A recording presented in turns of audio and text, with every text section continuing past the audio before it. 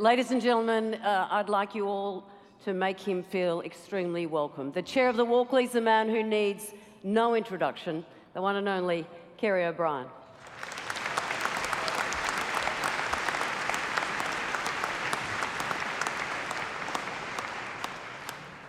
Thank you, Sandra. Thank you, Kieran. And can I start by acknowledging the traditional custodians of the land on which we stand and pay my respects to elders past, present and emerging. And let me say that when I first saw the attempts to introduce this ritual at the start of events, I was a little bit sceptical about how serious the intent behind it and the meaning behind it. And I think it's been overwhelmingly positive and successful, the extent to which merely saying those words is a part of a very important education process.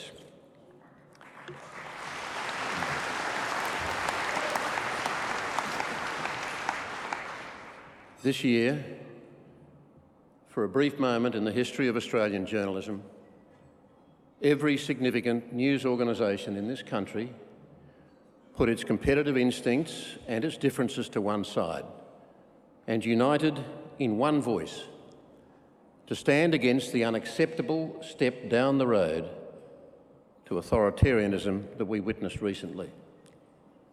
Authoritarianism unchecked can lead to fascism. Fortunately, in this country, we're still a long way from that. But a study of history amply demonstrates how fascism begins. Freedom is usually eroded gradually. It might happen over years, even decades. Its loss is not felt day by day, but we will certainly know when it's gone. So far, the Morrison government has resisted the industry's appeal for fundamental protections of a free and robust press to be enshrined in legislation at the very least, not placing journalists above the law, but enshrining in a practical and meaningful way their special place as a crucial pillar of democracy. Perhaps the government is intending to wait us out, waiting for the issue to go away in the hope that most people in this country are so consumed by bread and butter issues, so consumed by their own lives and personal struggles and challenges, that they won't care enough when the chips are down to support something as abstract as the spirit of democracy or the spirit of freedom, because you can't cash in the spirit of something at the bank as you might a tax cut. That is why we have to remain absolutely resolved to keep this campaign going and not let it go, even after a few months, because those of us who have witnessed and experienced and reported on repression in other countries, some of them not too far from our shores, understand the solid reality of democracy as well as the strength or weakness of its spirit. Some of our colleagues have paid the ultimate price for exposing abuses of democracy and lost their lives. Australia's Foreign Minister Marise Payne recently chastised China on its human rights record, observing that, quote, countries that respect and promote their citizens' rights at home tend also to be better international citizens. I would add that countries that don't respect and promote their citizens' rights at home are living in glass houses and have diminished their right to be taken seriously when they try to preach to neighbours from a high moral ground they are surrendering.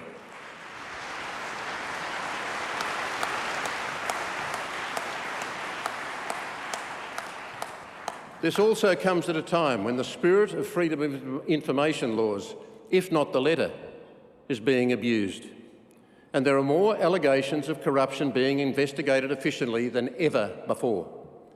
There's another inconsistency that needs to be called out. This government is fond of saying, as it did in seeking to distance itself from the decisions by Australian Federal Police to raid the ABC and the home of News Corp journalist Annika Smethurst, that it can't interfere in police operational matters. Yet in seeking to assuage the concerns of media companies and journalists after the raids, the Attorney-General Christian Porter promised that he would actually be prepared to become involved in the process to the extent of insisting on the Director of Public Prosecutions getting his personal consent before seeking to prosecute a journalist.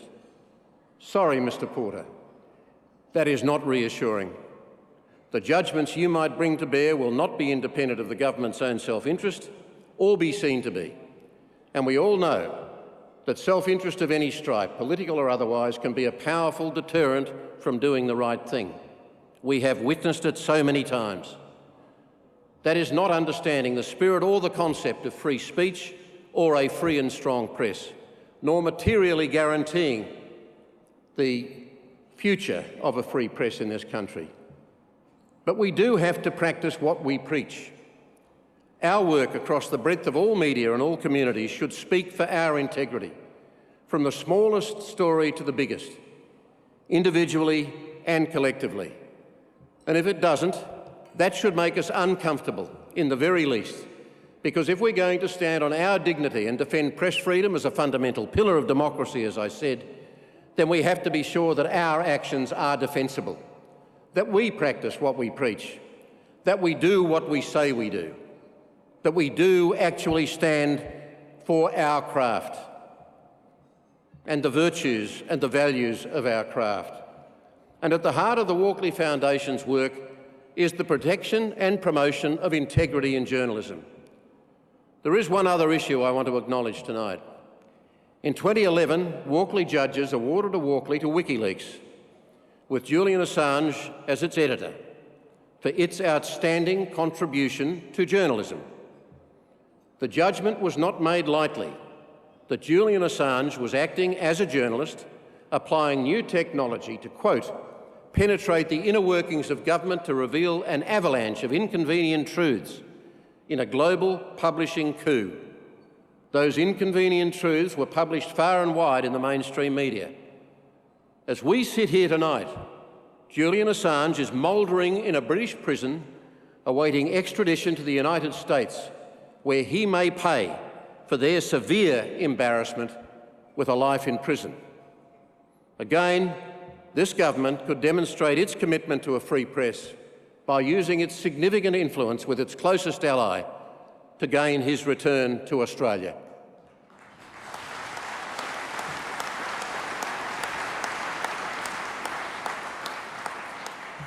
Another challenge our industry faces is the trend towards the polarisation of our craft, the attempts by some to paint us as either of the left or of the right, as if there is no other. It has to be resisted, because I firmly believe that for the vast bulk of us, that is not how we practice our trade. We do not arrive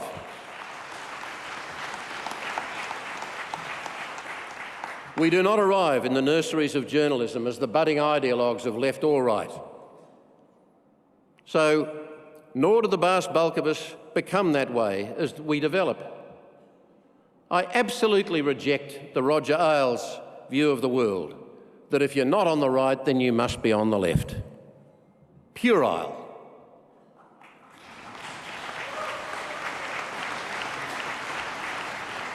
For journalists to call out the powerful of any political colour for their abuses of power is not about ideology.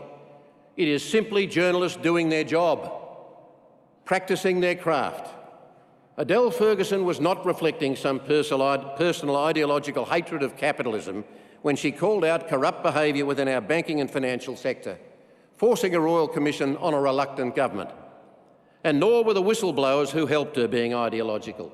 They saw a wrong and followed their conscience with great courage to reveal it, paying a heavy personal price in the process.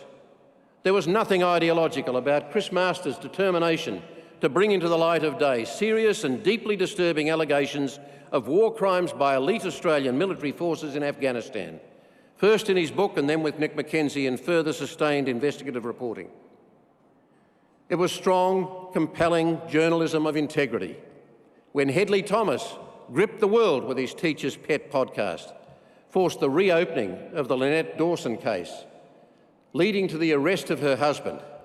Was he driven by ideology? Of course not. Or when Anne Connolly forced another royal commission into aged care with her exposés of the sickening abuses within that industry. Joanne McCarthy wasn't under instruction from some secret socialist cell or driven by a hatred of Christianity when she exposed the pattern of endemic sexual abuse and attempted cover-ups perpetuated from within the Catholic Church in the Hunter region, Kate McClymont wasn't acting as a servant of either the Conservative right or the Labor left when she doggedly and courageously exposed the entrenched corrupt practices of Eddie Obeid. Abuse of power is abuse of power, no matter who the abuser is. Corruption in this country is corruption, no matter who the corrupt are, no matter what their politics. The Walkley Foundation grew from the creation of the awards themselves more than 60 years ago. And like the awards, the Foundation is here to promote and help safeguard the integrity of quality journalism in all its forms, without fear or favour. And the judges of these awards, drawn from all corners of our craft and across the spectrum of our industry, deliver that same integrity in their judging. It couldn't be otherwise, or these 60 years of awards could not have been sustained and would have long since collapsed. It has been a great privilege to chair the Foundation this year and to see close up the super efforts of Louise Graham and her small but very dedicated team delivering the important and expanding program of grants, scholarships and mentorships as the industry struggles. I would also like to acknowledge the voluntary efforts of my fellow directors Marcus Strom, Marina Go, Karen Percy, Lenore Taylor and Michael Yander, all of whom give up significant time in busy lives to guide the Foundation in its work. This is a time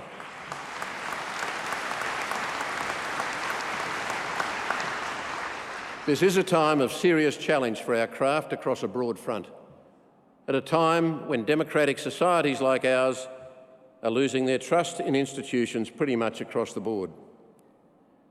The integrity reflected in the work we are about to celebrate tonight is our bulwark against that erosion of trust, and a reminder not only to the citizens of this country, but importantly to ourselves, of what we are capable of and of what we aspire to be. Thank you.